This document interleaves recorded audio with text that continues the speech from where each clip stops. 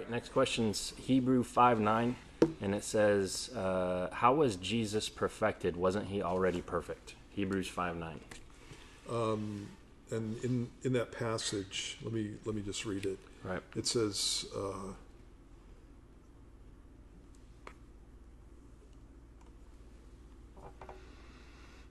Christ did not glorify himself, I'm starting in verse 5, to become high priest, but it was he who said to him, you are my son, today I have begotten you, as he also says in another place, you are a priest forever according to the order of Melchizedek, who in the days of his flesh, and this is talking about Jesus, when he had offered up prayers and supplications with vehement cries and tears to him who was able to save him from death and was heard because of his godly fear, though he was a son, yet he learned obedience by the things which he suffered. And having been perfected, he became the author of eternal salvation to all who obey him, called by God as high priest according to the order of Melchizedek, of whom we have much to say and hard to explain since you've become dull of hearing. One of the things that you need to know is that the word for perfected in the Bible is a word that just means made complete or made mature. And it's not that Jesus was lacking something as far as his nature goes or anything like that, but he had a purpose for being on the planet, and the purpose wasn't complete until he went to the cross. And so the completion or the perfection that's being spoken about there is literally Jesus's atoning work on the cross, where he's finishing the work as high priest. You know, it's kind of interesting in the book of Hebrews. Jesus is pictured as a number of different things, but in this passage, he's pictured as part of the priesthood, specifically of Melchizedek, and priests offered up sacrifices. Well, the sacrifice that Jesus was offering up was himself. And so he's not complete as far as his mission goes, or perfected as far as his service to God goes on the earth until he goes through the sin bearing. And that's what the author of Hebrews, I think it's Paul, that's what Paul was talking about in this passage, that he was being made complete, or he was being made perfect, and he became the author of eternal salvation to all who obey him. And as far as the nature of Jesus and what he was like as far as his sinless perfection, that's not what this is speaking about.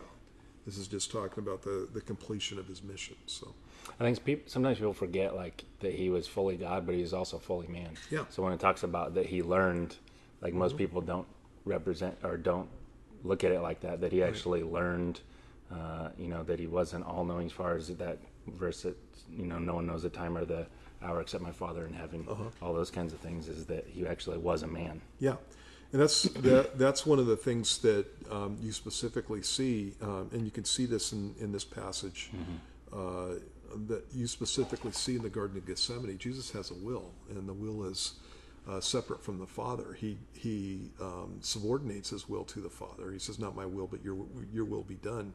But the fact that he's asking for something else lets you know that he's not the same guy, right, basically, as the Father. And so when you're talking about the Godhead, you're talking about three persons in the Godhead. And so it's the Father and the Son and the Spirit. And like Matt was talking about, when Jesus comes down to the earth, he really does the human thing. He does everything that humans are supposed to be doing, and he does it perfectly, but he does it. And so the Bible talks about the fact that he grew in wisdom and stature. After the situation where he was left behind at the temple, and he confounded all the lawyers and all that stuff. It says that he went home with his parents and grew in wisdom and stature. Well, what you have there is God learning. And the reason, obviously God can't learn anything, because God knows the end from the beginning. He knows everything. He's timeless. And so God can't learn. But Jesus is not just God. He's God in human form. And when he came down, he limited himself as far as his omniscience goes. And so he was learning things. And even in John chapter 5, Jesus talks about the fact that he does all the works that the Father does. And then he says, and the Father will show me greater works than these, that you may marvel. And so what that's letting you know is that as Jesus was here doing his ministry on the earth, the Father was unfolding to him new works that he was supposed to be doing. And in other words, he's being led by the Spirit. He's been led by God during that time. It's not like he had a plan that he and the Father agreed to up in heaven, and then he comes down and he just implements it on his own or something. Right. And so he's really being human. And so there's a perfection, there's a completion that takes place in Jesus walking in complete and total obedience to the Father, including that obedience that drove him to the cross. And so, yeah, that's what that passage is talking about. Okay.